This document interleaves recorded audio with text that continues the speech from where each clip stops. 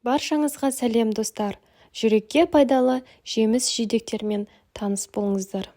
Адам жүрегіне пайдалы жемістердің бірі анар. Оның құрамы С дәрумені мен калийге бай.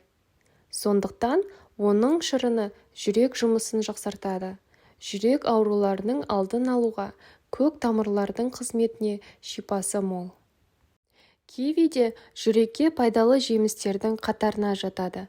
Үнемі бұл жемісті жеп тұрсаңыз, жүрек пен көз ауру түрлеріне шалдықпайсыз. Бастысы, киви қанның ұюын болдырмайды және ұйыған қанды ерітетін қасиетке ие.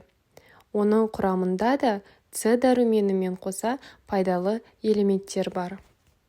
Жүрек қан тамырлары ауруына аса пайдалы жемістің бірі құлпынай.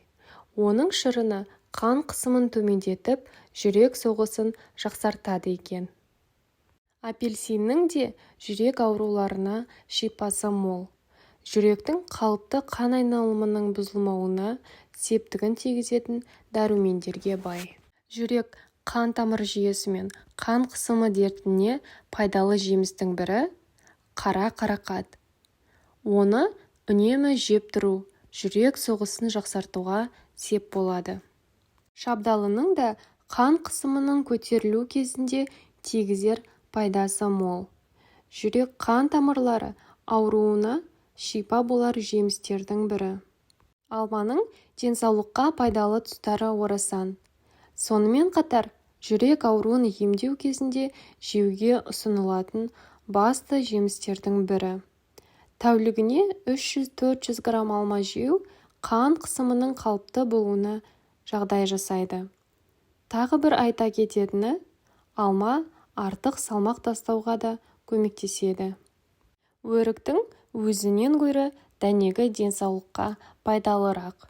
Оның құрамындағы калий жүрек бұлшықеттерінің қызметін жақсартады. Өрікті дәрігерлер жүрек жұмысын жақсарту мен шаршауды басу үшін жеуге кеңес береді.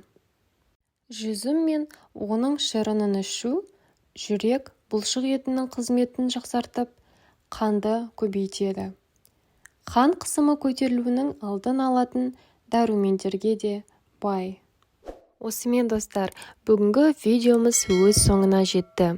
Егерде біздің видеомыз сіздерге пайдалы болған болса, видеомызға лайк басып, комментарий қалдырып, каналға тіркелуді ұмытпаңыздар. Келесі кездескенше.